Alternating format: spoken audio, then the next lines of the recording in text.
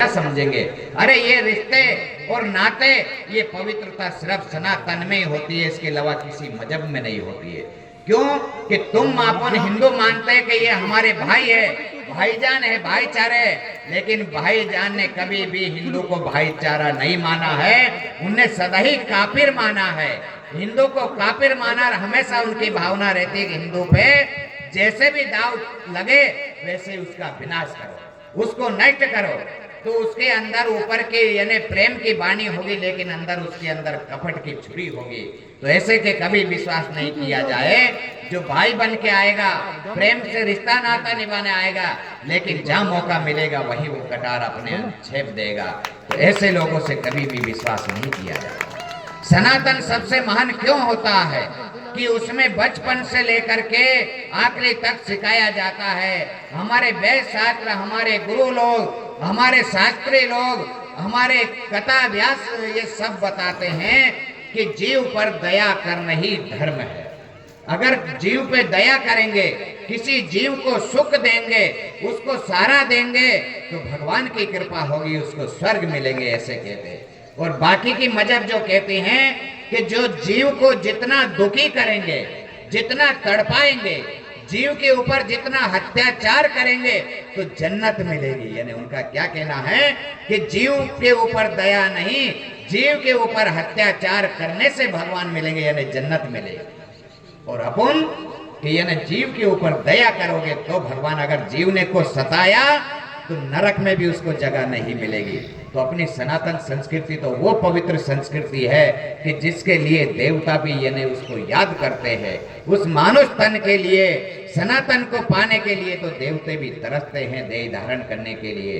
तो भगवान ने अपने न जाने कौन से हमारे ऐसे कर्म लिए हैं, ऐसे कि जिसके कारण हमको उनके सम बना के भेजे हैं। स्वयं उनकी फोटो कापी बना के हमको नर और नारायण की फोटो कापी बना के भेजे, शिव शक्ति के रूप में हमको भेजे हैं कि एक नहीं थक जाओ, विचलित हो जाओ, तो एक दूसरे को हिम्मत बनाने के लिए, एक दूसरे का सहारा बनने के लिए ही शिव शक्ति के रूप में प्रकट करके नर नारी के रूप में और पति पत्नी के रूप में रिश्ता बना के आप एक दूसरे को मित्र बना दिए हैं, सारथी बना दिए हैं कि इस रास्ते में चलने में, धर्म के मार्ग पे चलने में, गृहस्थी को निभाने में, गृहस्थी आश्रम में हमारे अनेक रिश्ता होते, माता पिता, कुटुंब, कबीला, काका बाबा, माता बहने के ऊपर दो दो कुल की जिम्मेदारियां होती, मायका की और ससुराल की।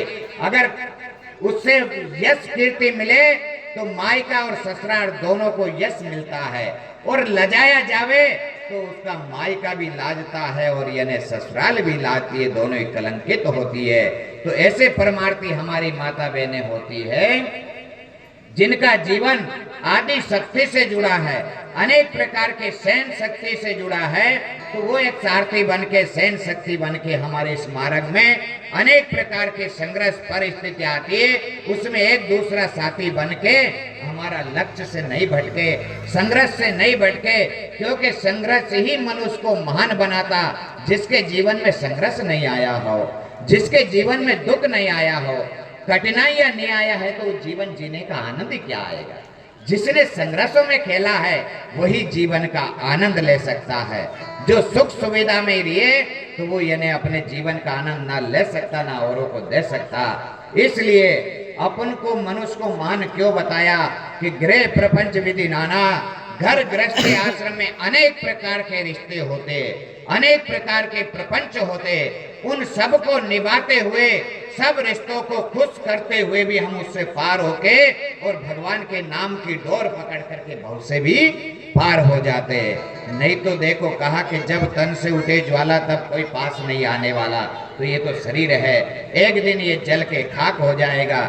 जिसको कबीर साहब जी भी ने अपने शरीर की कितनी डिग्री बताई कि लकड़ी को तो फिर भी महानता दी गई है, लेकिन अपन को तो कोई उसमें भी महानता नहीं मिली है कि लकड़ी तो फिर भी अगर जलती है तो उसका कोयला बन जाता है, और कोयला को भी जलाएंगे तो उसकी राख बन जाएगी। यानी लकड़ी जल कोयला वही, कोयला जल वही राख। और मैं बेरन यानी काया को फेरिए कि मैं बेरन ऐसी जली कि जिसका ना कोयला हुआ ना राख। तो माता बहनों और भाइयों, ये शरीर अपना कोई काम में नहीं आना है।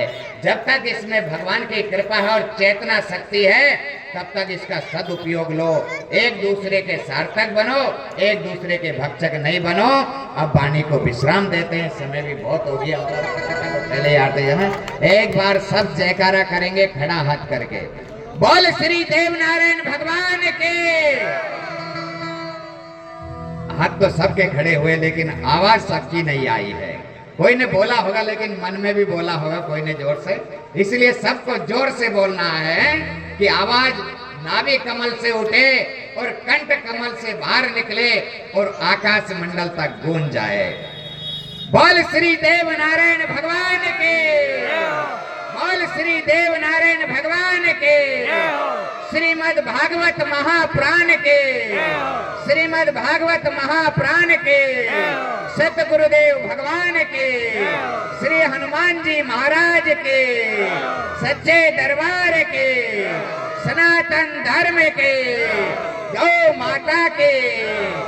सच्चे दरबार के भक्त और भगवान के, अपने अपने गुरु माता पिता के, सभी भक्त और भगवान के, हमारे व्यास जी महाराज के, आप सभी की, हमारी भी, आज की भी, कल की भी, सदा सदा के। ओम नमः पार्वती पते हरे हरे महादेव।